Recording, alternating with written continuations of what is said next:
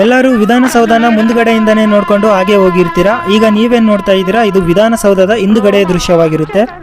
ಎಲ್ಲರಿಗೂ ನಮಸ್ಕಾರ. ಇವತ್ತು ವಿಧಾನಸೌಧ ಆವರಣದಲ್ಲಿ ನಡೀತಿರೋ ಪುಸ್ತಕ ಮೇಳಕ್ಕೆ ಹೋಗೋಣ ಅಂತ ರೆಡಿಯಾಗಿ ಹೋದ್ವಿ. ಅಲ್ಲಿ ನೋಡಿದರೆ ಕಿಲೋಮೀಟರ್ ಗಟ್ಟಲೆ ಕ್ಯೂ ನಿಂತಿತ್ತು. ಹಂಗೂ ಹಿಂಗೂ ಉರಿ ಬಿಸಿಲಲ್ಲಿ ಕ್ಯೂ ನಿಂತ್ಕೊಂಡು ಒಳಗಡೆ ಹೋದ್ವಿ. ವಿಧಾನಸೌಧ ಅಂದರೆ ಕೇವಲ ರಾಜಕಾರಣಿಗಳು ಮತ್ತು ಅವರ ಆಪ್ತರಿಗೆ ಮಾತ್ರ ಸೀಮಿತ ಆಗಿತ್ತು.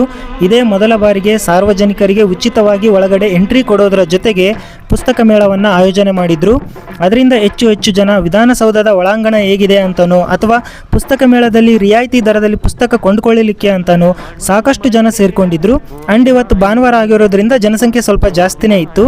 ಸಾಹಿತ್ಯಾಸಕ್ತರಿಗಂತೂ ಇದು ಸಕಾಲ ಅಂತಲೇ ಹೇಳ್ಬೋದು. ಅಲ್ಲಿ ಪುಸ್ತಕ ಕೊಂಡುಕೊಳ್ಳುವವರಿಗಿಂತ ವಿಧಾನಸೌಧ ನೋಡೋರ ಸಂಖ್ಯೆನೇ ಜಾಸ್ತಿ ಇತ್ತು ಅಂತ ನನಗನ್ಸಿತ್ತು. ಬೇರೆ ಬುಕ್ ಪಬ್ಲಿಕೇಶನ್ಸ್ ಅವರು ಒಳ್ಳೊಳ್ಳೆ ಪುಸ್ತಕಗಳನ್ನು ಉತ್ತಮ ಡಿಸ್ಕೌಂಟ್ ಅಲ್ಲಿ ಕೊಡ್ತಾ ಇದ್ದಾರೆ. ಇದು ಮಾರ್ಚ್ 3ರವರೆಗೆ ಅವಕಾಶ ಇದೆ. ವಿಧಾನಸೌಧ ನಮ್ಮೆಲ್ಲರ ಆಸ್ತಿ. ಅದರ ಒಳಗಡೆ ಹೋಗಿ ಕುಟುಂಬ ಸಮೇತ ಹೋಗಿ ನೋಡಿದ್ದು ನನಗಂತೂ ತುಂಬ ಖುಷಿ ಆಯಿತು. ನೀವೇನಾದರೂ ಬೆಂಗಳೂರಲ್ಲೇ ಇದ್ಕೊಂಡು ಹೋಗೋರಿದ್ರೆ ನಾಳೆ ಕಡೆ ದಿನ ಆಗಿರುತ್ತೆ. ಬೆಳಗ್ಗೆ 10ರಿಂದ ಮತ್ತು ರಾತ್ರಿ 8 ಗಂಟೆವರೆಗೆ ಅವಕಾಶ ಇದೆ. ಹೋಗುವಾಗ ಯಾವುದಾದ್ರೂ ಒಂದು ID ಪ್ರೂಫ್ಗೆ ಡಾಕ್ಯುಮೆಂಟನ್ನು ತೊಗೊಂಡೋಗಿ, Aadhaar card or ID card ಈ ಥರ ಹೋಗಿ ನೋಡ್ಕೊಂಬನ್ನಿ. ತುಂಬ ಚೆನ್ನಾಗಿದೆ. Thank you.